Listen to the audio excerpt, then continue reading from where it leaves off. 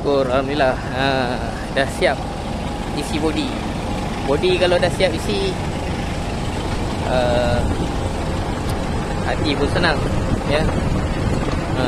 Macam tu cakap. Ni driver dia, ya.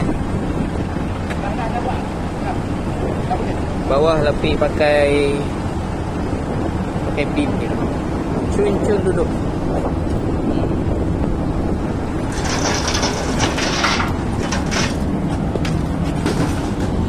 Tinggal slipper dengan kaki dengan genset. Satu lori lagi isi slipper 2. Satu lori lagi isi 4 kaki dengan genset.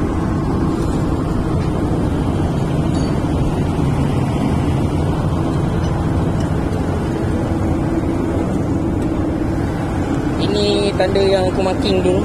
Lebih kurang je, tak jauh beza. Ini ada tapi dah cabut. Tapi ada kesan lah.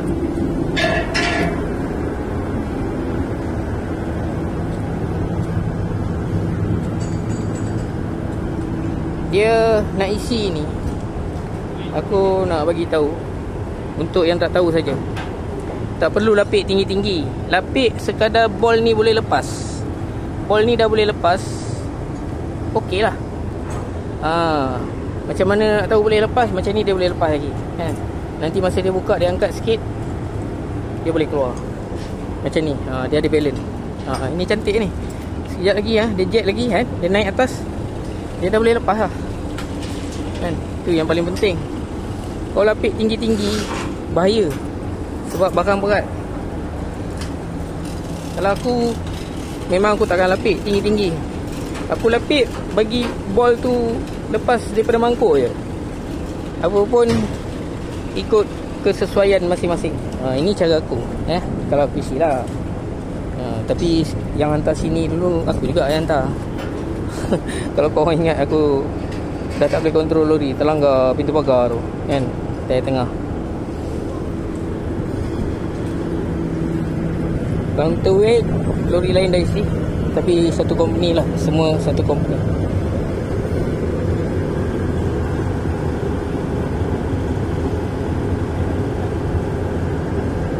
Nak bawa ke Sri Hartamas.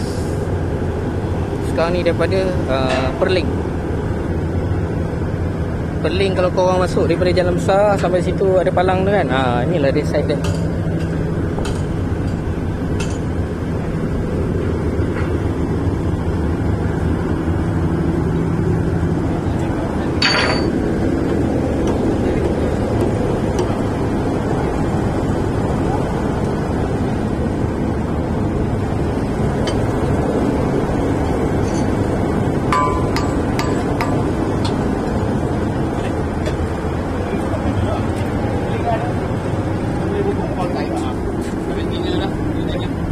Ikan ada gasap kan?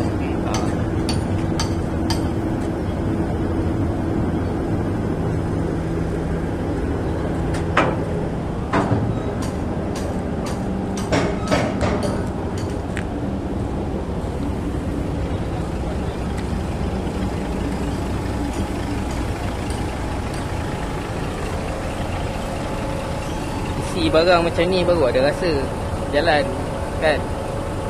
Apa pun, mudah-mudahan semua rakan pemandu yang isi barang ni selamat sampai ke destinasi. InsyaAllah jumpa besok pagi di Sri Hartamas.